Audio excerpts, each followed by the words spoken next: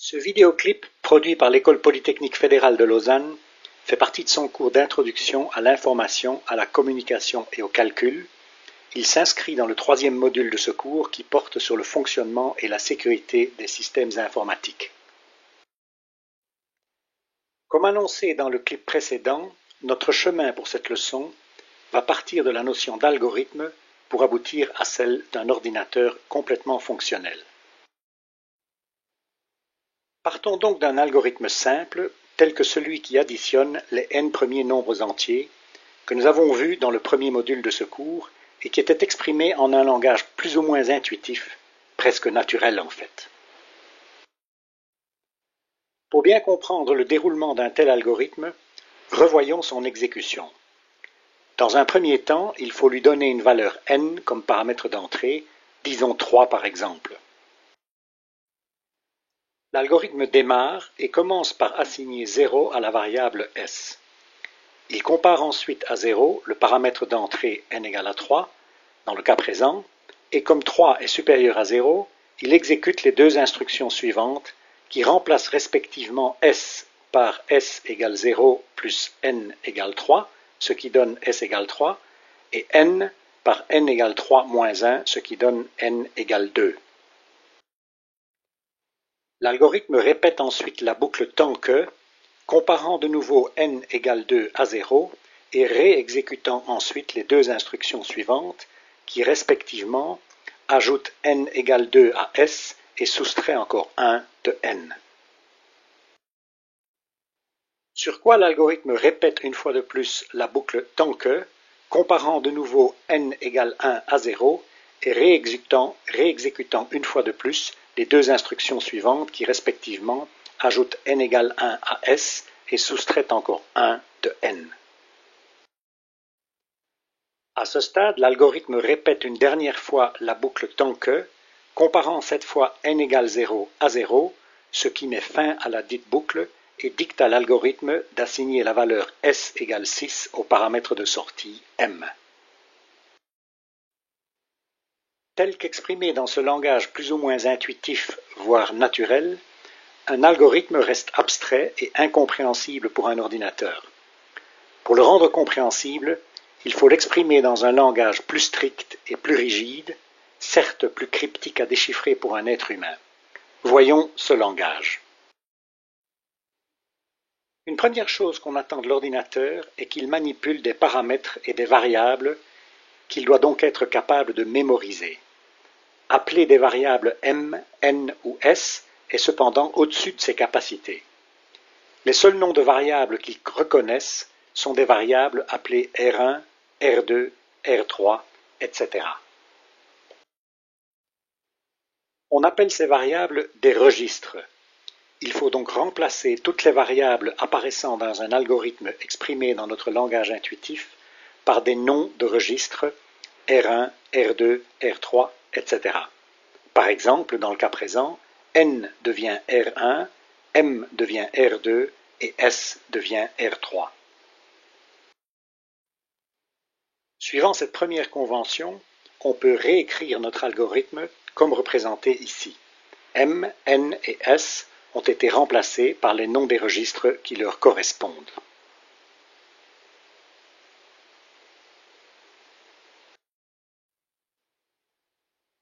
On voit ensuite que l'ordinateur doit comprendre la notion d'assignation de valeurs à ces registres. Mais il ne comprend pas la signification des flèches que nous avons utilisées pour représenter l'assignation de façon intuitive. En pratique, on doit lui signifier une assignation par une instruction spécifique lui indiquant quelle valeur doit être chargée dans quel registre. Par exemple, charger 0 dans R3 ou charger la valeur du registre R3 dans R2.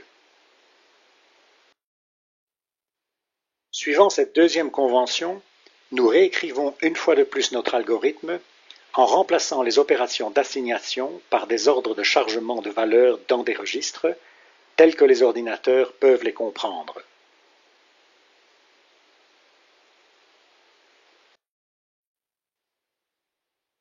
Mais toutes les assignations de notre algorithme exprimées en langage intuitif ne consiste pas simplement à assigner des nombres ou des valeurs de registre à d'autres registres.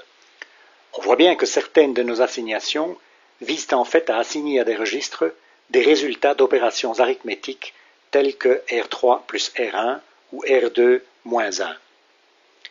Pour comprendre cela, on doit exprimer de telles assignations par des ordres de calcul, indiquant à l'ordinateur qu'il doit par exemple assigner à R3 le résultat de la somme de R3 et R1.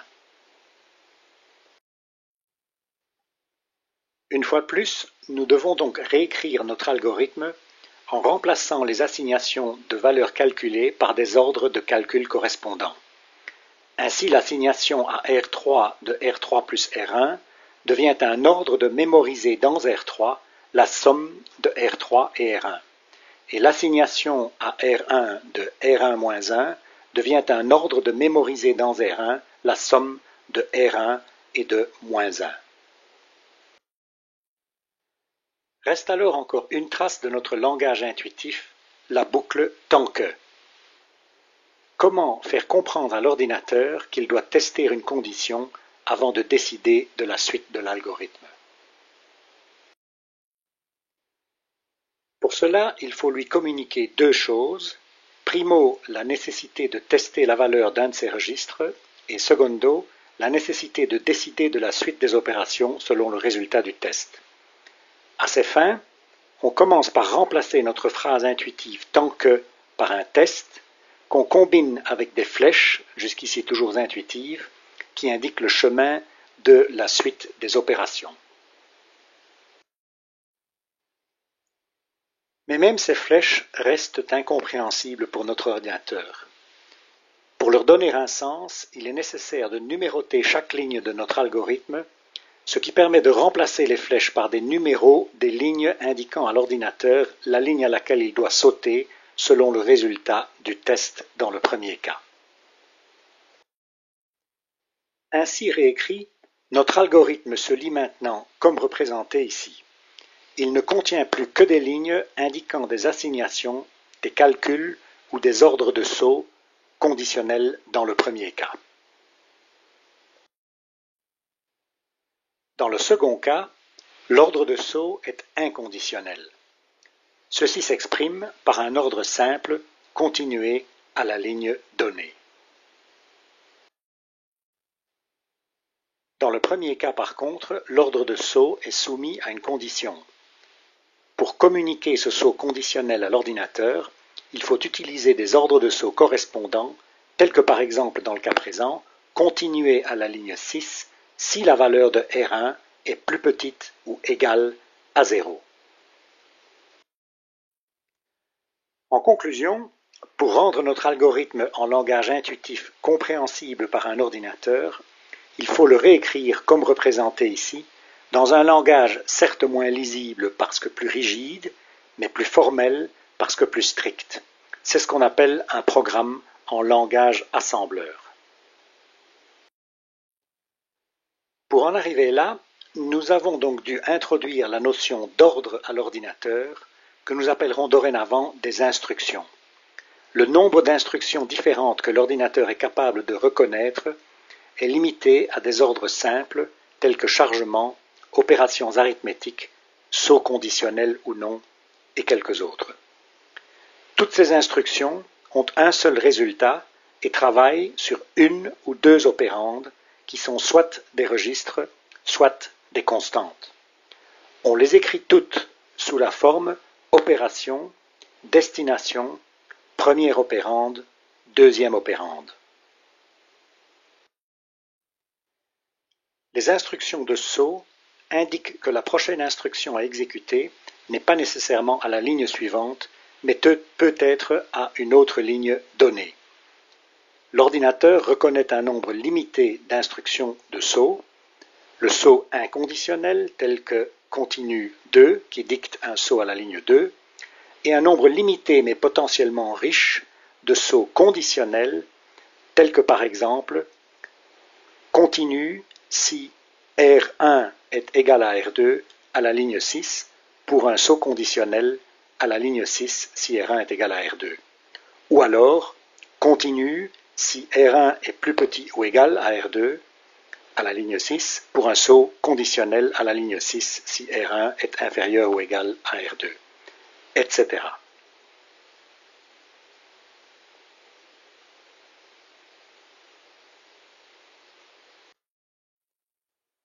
En résumé donc, ce clip a introduit deux concepts fondamentaux, la notion de registre dont l'ordinateur a besoin pour mémoriser et manipuler des variables, et la notion d'instruction dont il a besoin pour comprendre des algorithmes exprimés sous forme de programmes en langage assembleur, indiquant l'enchaînement à suivre d'instructions de chargement, de calcul et de sauts à exécuter.